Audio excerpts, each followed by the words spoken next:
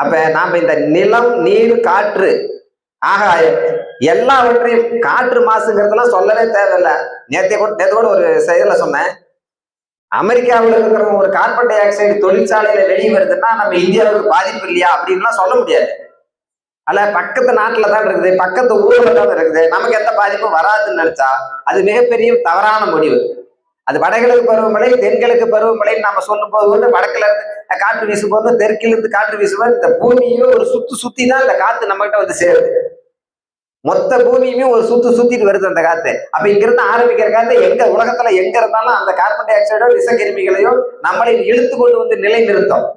இதையெல்லாம் புரிந்துதான் இந்த ஐநா சபையில இருந்து ஆண்டுதோறும் ஒரு விவரங்கள் வெளியிடுறாங்க. இந்த ஆண்டு நிறைய விவரங்கள் வெளியிட்டு இருக்காங்க. குறிப்பா நம்ம உங்களுக்கு இந்த மரக்கன்று வைக்கிறதுலாம் கூட சொல்லிட்டு இருக்காங்களா மேடம் ஸ்கூல்ல குழந்தைங்க?